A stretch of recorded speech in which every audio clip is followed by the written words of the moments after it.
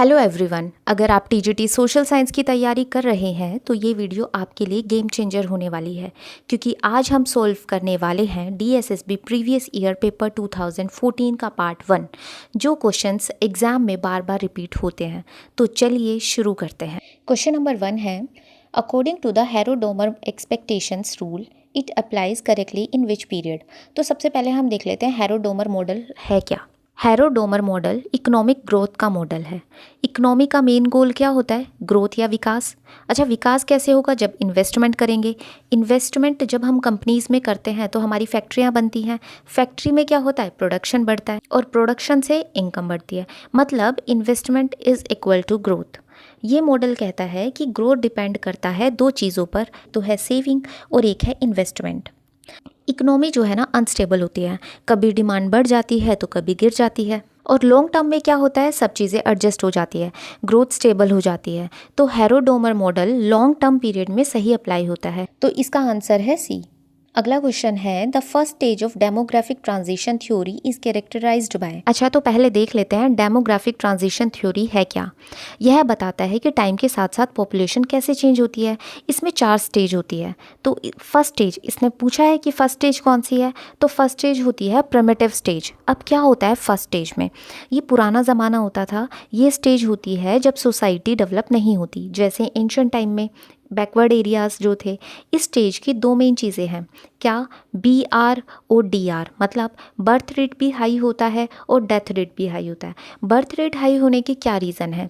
देखो, लोग ज़्यादा बच्चे पैदा करते थे। रीज़न क्या थे उसके? अवेयरनेस नहीं थी, फैमिली प्लानिंग नहीं होती थी, और तीसरा है इनकम सोर्सेज, कि ज़्यादा बच्चे पैदा करेंगे तो वो हमारे इनकम जनरेट करेंगे। ठीक है। डेथ रेट हाई इसलिए है क्योंकि बहुत लोग मर जाते थे। रीज़न क्या था मरने का? हॉस्पिटल नहीं थे, मेडिसिन थी, कभी कोई सी बीमारी फैल जाती थी। तो इसमें क्या होता था? बर्थ रेट भी हाई होता था और डेथ रेट भी हाई होता था। तो इसने यही पूछा है कि फर्स्ट स्टेज बतानी है हमें डेमोग्राफिक ट्रांजिशन की। तो ए ऑप्शन राइट है, हाई BR और हाई DR। अगला क्वेश्चन है, Phillips curve show the relationship between. Phillips curve क्या दर्शाता है? ठीक है, तो वो दर्शाता है इन्फ्लेशन और अनएम्प्लॉयमेंट। डी ऑप्शन राइट है। पहले हम देख लेते हैं क्या होता है। इन्फ्लेशन का मतलब होता है प्राइस का बढ़ना, और अनएम्प्लॉयमेंट का क्या मतलब होता है? लोगों को जॉब ना मिलना या बेरोजगारी। ठीक है। एक रियल लाइफ एग्जांपल लेते हैं। सोचो इकोनॉमी में डिमांड बढ़ गई तो कंपनीज क्या करेंगी? ज़्यादा प्रोडक्शन करेंगी। ज़्यादा प्रोडक्शन करेंगी तो लेबर की ज़रूरत होगी, तो ज़्यादा वर्कर्स को हायर करेंगी। ठीक है, और अनएम्प्लॉयमेंट कम हो जाएगी। तो डिमांड जब ज़्यादा हो जाती है तो प्राइस भी ज़्यादा हो जाते हैं चीज़ों के। ठीक है। फिलिप्स कर्व क्या कहता है कि इन्फ्लेशन और अनएम्प्लॉयमेंट के बीच इन्वर्स रिलेशन होता है। अगर इन्फ्लेशन बढ़ेगा तो अनएम्प्लॉयमेंट कम होगा, अगर इन्फ्लेशन कम होगा तो अनएम्प्लॉयमेंट बढ़ेगा। तो इसका आंसर है डी। अगला क्वेश्चन है, who did not support the theory of unbalanced growth. अब पहले हम देख लेते हैं बैलेंस्ड ग्रोथ क्या है और अनबैलेंस्ड ग्रोथ क्या है। बैलेंस्ड ग्रोथ मतलब होता है सब सेक्टर को एक साथ डेवलप करो, और अनबैलेंस्ड का मतलब क्या है? कुछ सेलेक्टेड सेक्टर को पहले डेवलप करो। ठीक है। देखो, सोचो तुम्हारे पास पैसा लिमिटेड है। ठीक है। अगर सब जगह थोड़ा थोड़ा इन्वेस्ट करोगे तो कहीं भी ग्रोथ नहीं हो पाएगी, और होगी भी तो बहुत स्लो ग्रोथ होगी। ठीक है। इसलिए कुछ इकोनॉमिस्ट ने कहा है कुछ इंपॉर्टेंट सेक्टर जैसे कि इंडस्ट्री को पहले डेवलप करो, बाकी सेक्टर ऑटोमेटिकली डेवलप हो जाएंगे। ठीक है। तो इसने कहा कौन सपोर्ट नहीं करता, तो ये है डी आंसर है इसका, CP केंडलबर्गर। अगला क्वेश्चन है, purchasing power party theory was given by. ये किसने दी है? और इसको हम शॉर्ट फॉर्म में कहते हैं PPP। ठीक है, ये दी है गस्टव कैसल ने। डी ऑप्शन राइट है। अब हम इसको पहले समझ लेते हैं ये है क्या। पैसे की वैल्यू क्या है वो इस बात से डिसाइड होती है कि उस पैसे से कितना सामान खरीद सकते हैं। इंडिया में 100 में तुम एक पिज़्ज़ा ले सकते हो, वहीं USA में वो $2 का मिलता है। ठीक है। तो जिस देश में पैसा ज़्यादा चीज़ें खरीद सकता है उसकी करेंसी स्ट्रॉन्ग होती है, और इसी को PPP कहते हैं। अगला क्वेश्चन है, price elasticity of demand equals when the demand curve is. तो सबसे पहले हम ये देख लेते हैं प्राइस इलास्टिसिटी होता क्या है। प्राइस चेंज होने पर डिमांड कितनी चेंज होती है? अगर प्राइस चेंज होता है तो डिमांड एग्जैक्टली सेम प्रोपोर्शन में चेंज होती है। जैसे कि किसी भी चीज़ का प्राइस 10% बढ़ गया तो डिमांड भी क्या होगी? 10% घट जाएगी। हम एक एग्जांपल लेते हैं कि कई बार टमाटर जो हैं वो 100 रुपये किलो हो जाते हैं, लेकिन जो नॉर्मल उनका रेट चल रहा होता है वो कितना होता है? 50 रुपये किलो। ठीक है। जब वो 100 रुपये किलो हो जाते हैं तो हम क्या करते हैं, आधी क्वांटिटी लेना शुरू कर देते हैं। मतलब हम पहले भी उसके ऊपर 50 रुपये खर्च कर रहे थे और अब भी हम उसके ऊपर 50 रुपये खर्च करेंगे। तो कहने का मतलब है एक्सपेंडिचर तो हमारा सेम रहता है कि तब भी हम 50 रुपये के ही खरीद रहे थे। अब अगर वो 100 रुपये किलो भी हो जाते हैं तो हम उसको आधा किलो ले लेंगे, लेकिन तब भी हम 50 रुपये ही खर्च कर रहे हैं। तो ये किस में आएगा, सी ऑप्शन राइट है, रेक्टेंगुलर हाइपरबोला। अगला क्वेश्चन है, which one of the following is not an instrument of fiscal policy. तो फिस्कल पॉलिसी का कौन सा पार्ट नहीं है। तो हम पहले ये जान लेते हैं फिस्कल पॉलिसी होती क्या है। गवर्नमेंट का पैसा मैनेज करना। गवर्नमेंट क्या करती है, टैक्स लेती है, खर्चा करती है, लोन लेती है। इसी को हम क्या कहते हैं, पब्लिक रेवेन्यू, पब्लिक एक्सपेंडिचर और पब्लिक डेट।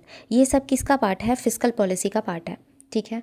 लेकिन कैश रिजर्व रेशो क्या होता है, बैंक को अपना कुछ पैसा आरबीआई के पास रखना होता है और इसको कौन कंट्रोल करता है, मॉनेटरी पॉलिसी। ठीक है। मॉनेटरी पॉलिसी भी आरबीआई का पार्ट है। तो कैश रिजर्व रेशो जो है वो मॉनेटरी पॉलिसी का पार्ट है। तो डी ऑप्शन राइट है। अगला क्वेश्चन है, who gave the 1 factor and 2 factor analyse of trade. किसने दिया है, तो ये दिया है हैबलर ने। ए ऑप्शन राइट है। ठीक है। अब ये देख लेते हैं होता क्या है। एक कंट्री आपस में ट्रेड क्यों करती है, क्योंकि हर कंट्री हर चीज़ें एफिशिएंटली प्रोड्यूस नहीं कर सकती। 1 फैक्टर में आता है सिर्फ लेबर, लेकिन सिर्फ लेबर ही नहीं होता, कैपिटल रिसोर्सेज भी होते हैं। हैबलर ने क्या किया, इस थ्योरी को इम्प्रूव किया। बोला सिर्फ लेबर नहीं, मल्टीपल फैक्टर कंसिडर करो। अगला क्वेश्चन है, सतत विकास, जिसको हम कहते हैं सस्टेनेबल डेवलपमेंट। ये हमारा सबसे पहले यूज़ कौन सी रिपोर्ट में हुआ था, तो ये हुआ था ब्रूटलैंड रिपोर्ट। ए ऑप्शन राइट है। आर कॉमन फ्यूचर के अंदर ही ये टर्म इंट्रोड्यूस हुई थी फर्स्ट टाइम, सस्टेनेबल डेवलपमेंट। इसका मतलब है कि आज की नीड तो तुम फुलफिल करो, लेकिन फ्यूचर जनरेशन को प्रॉब्लम ना हो। ठीक है। और ये कब आई थी ये रिपोर्ट, ये आई थी 1987 में। अगला क्वेश्चन है, मजदूरी की अतिरिक्त सिद्धांत, यह परिकल्पना किसने दी है, तो ये दी है जे.एस. मिल ने। डी ऑप्शन राइट है। अच्छा, इसमें क्या हुआ, पहले प्रोडक्शन के बाकी फैक्टर को पेमेंट दो, जो इनकम बच जाए उसी से ही मजदूरी दो। कहने का मतलब है जैसे बाकी फैक्टर्स में क्या क्या आ जाता है, लैंड आ जाती है, लेबर आ जाते हैं, एंटरप्रेन्योर आ जाता है, मतलब व्यवसाय। जैसे टोटल प्रोडक्शन हुआ है 1000 रुपये का, तो हमने क्या किया, रेंट दे दिया 200 रुपये, इंटरेस्ट हो गया वो 300 रुपये लग गया, प्रॉफिट है वो भी 300, कितना बचा, तो 200 रुपये जो बचे उसी से ही हम क्या करेंगे, मजदूरी देंगे। तो जे.एस. मिल ने कहा था ये। ठीक है। तो ये इंपॉर्टेंट कॉन्सेप्ट है काफ़ी, 2014 के क्वेश्चन पेपर में आया हुआ है। अगला क्वेश्चन है, डिओपोली मॉडल सबसे पहले किसने विकसित किया था, तो ये किया था कॉर्नोट ने। बी ऑप्शन राइट है। अब हम इसको समझते हैं कि होता क्या है। ये होता है क्वांटिटी कंपटीशन। ठीक है। पहले थोड़ा बेसिक समझते हैं। मोनोपोली में होती है एक फर्म, डिओपोली में होती है 2 फर्म और ओलिगोपोली में होती है फ्यू फर्म्स। अब डिओपोली क्या होता है, जैसे कि मार्केट में सिर्फ 2 ही कंपनियां हैं, दोनों एक ही प्रोडक्ट बेचती है, जैसे एयरटेल हो गया या जियो हो गया, एग्जाम्पल ले लेते हैं। ठीक है। फर्म जो है वो प्राइस डिसाइड नहीं करती, फर्म सिर्फ क्वांटिटी डिसाइड करते हैं, कितना प्रोड्यूस करना है। तो फर्म ए सोचती है बी कितना प्रोड्यूस करेगी और फिर ए अपनी क्वांटिटी डिसाइड करता है, ऐसे ही बी भी सेम सोचता है। तो ये क्वांटिटी कंपटीशन होता है। तो डिओपोली में क्या होता है, क्वांटिटी कंपटीशन, और ये किसने दिया था, कॉर्नोट ने दिया था। अगला क्वेश्चन है, मानव विकास सूचकांक HDI किसके द्वारा तैयार किया गया। HDI मतलब ह्यूमन डेवलपमेंट इंडेक्स। ठीक है। ये तैयार किया जाता है UNDP के द्वारा। UNDP की फुल फॉर्म है यूनाइटेड नेशंस डेवलपमेंट प्रोग्राम। अच्छा, HDI के ना 3 पिलर है, हेल्थ, एजुकेशन और इनकम। HDI बताता है कि किसी कंट्री के लोग कितने डेवलप हुए हैं। जैसे एग्जांपल लेते हैं, कंट्री A है वो रिच है लेकिन पुअर हेल्थ है लोगों की, लेकिन जो कंट्री B है वो एवरेज इनकम कमाती है लेकिन अच्छी हेल्थ है और एजुकेशन है। तो HDI के हिसाब से जो कंट्री B है वो ज़्यादा डेवलप है। ठीक है। तो डी ऑप्शन राइट है। अगला क्वेश्चन है, हेक्सचर ओहुलीन सिद्धांत में व्यापार का मुख्य कारण क्या है, तो ए ऑप्शन राइट है, कारक संपदा। इसका मतलब क्या है, कंट्री वही एक्सपोर्ट करती है जो उनके पास रिसोर्सेज ज़्यादा हैं। अगला क्वेश्चन है, नर्मदा बचाओ आंदोलन का नेतृत्व किसने किया, तो ए ऑप्शन राइट है, मेधा पाटकर ने किया था। नर्मदा रिवर पर बनने वाले डैम्स के अगेंस्ट एक मूवमेंट था। अगला है क्रिटिकल मिनिमम एफर्ट थ्योरी, किसने दी है? तो ये दी है लेबेस्टीन ने। ए ऑप्शन राइट है। अच्छा, ये कहना क्या चाहता है इसमें? गरीब कंट्रीज़ डेवलप नहीं कर पाती क्योंकि वो गरीबी के जाल में फंस जाती हैं। क्योंकि क्या होता है, उनकी इनकम भी कम होती है, सेविंग भी कम है, और कम सेविंग है तो इन्वेस्टमेंट भी कम होगी, और अगर इन्वेस्टमेंट कम है तो ग्रोथ भी कम होगी, और यही वो साइकिल है जो रिपीट होती रहती है, और फिर लोग क्या है, गरीब के जाल में फंस जाते हैं। तो लेबेस्टीन क्या कहते हैं कि इस ट्रैप से बाहर निकलने के लिए मिनिमम लेवल का स्ट्रॉन्ग पुश चाहिए। इसी को बोलते हैं क्रिटिकल मिनिमम एफर्ट। अगर थोड़ा थोड़ा इन्वेस्ट करोगे तो कुछ नहीं होगा, लेकिन एक बार बड़ा इन्वेस्टमेंट कर दोगे, इसमें इकोनॉमी जंप करेगी और ग्रोथ स्टार्ट हो जाएगी। अगला क्वेश्चन है which of the following is the least liquid asset, कौन सा है? अब पहले ये देख लेते हैं। लिक्विडिटी का मतलब होता है किस चीज़ को कितनी जल्दी कैश में कन्वर्ट कर दिया जाता है। अगर कोई एसेट तुरंत कैश बन जाए तो वो हाई लिक्विडिटी है। अगर इसमें हम ऑप्शन देखें तो मनी ऑलरेडी कैश है, तो ये क्या है, हाई लिक्विडिटी है।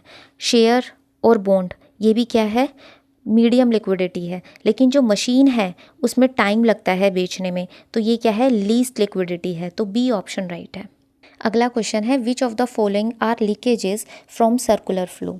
अब इसमें देखते हैं क्या है। देख, जैसे लोग काम करते हैं तो उनको इनकम मिलती है, फिर उस पैसे से वो क्या करते हैं, गुड्स खरीदते हैं, फर्म को पैसा मिलता है और वो प्रोडक्शन करते हैं, और ये साइकिल चलती रहती है। तो लीकेजेस क्या होती है कि पैसा सिस्टम से बाहर निकल जाता है। अगर लोग पैसा बैंक में सेव कर लें तो स्पेंडिंग ख़त्म हो जाएगी, फ़ॉरेन गुड्स खरीद लें तो पैसा बाहर चला जाएगा। तो ये दोनों लीकेजेस हैं। तो लीकेजेस में आते हैं सेविंग, टैक्सेस और इंपोर्ट, और इंजेक्शन में आते हैं इन्वेस्टमेंट, गवर्नमेंट स्पेंडिंग और एक्सपोर्ट। तो इसमें पूछा है लीकेजेस कौन से हैं, तो वो है सेविंग और इंपोर्ट्स। तो डी ऑप्शन राइट है। अगला क्वेश्चन है Lorenz curve is use to measure, वो क्या दिखाता है? तो ए ऑप्शन राइट है, इनइक्वालिटी।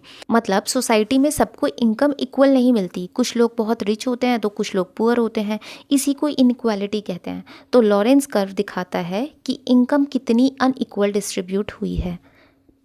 अभ्रक का सबसे बड़ा उत्पादक देश कौन है? तो ए ऑप्शन है, भारत है, और भारत में भी झारखंड, बिहार और राजस्थान। वैगनर का नियम किस पर आधारित है? बढ़ती कीमतों पर, राइजिंग पब्लिक एक्सपेंडिचर। तो बी ऑप्शन राइट है, राइजिंग पब्लिक एक्सपेंडिचर। ये होता क्या है, जैसे जैसे कंट्री डेवलप होती है सरकार का खर्चा बढ़ता है, जैसे एजुकेशन पे, हेल्थ पे और इंफ्रास्ट्रक्चर पे। अगला क्वेश्चन है इंसिडेंस ऑफ टैक्स क्या होता है? तो यह होता है final resting place. B option right है। अब हम इसको समझते हैं। देखो, गवर्नमेंट टैक्स लगाती है, टैक्स का बोझ कौन उठाता है? यही होता है इंसिडेंस ऑफ टैक्स।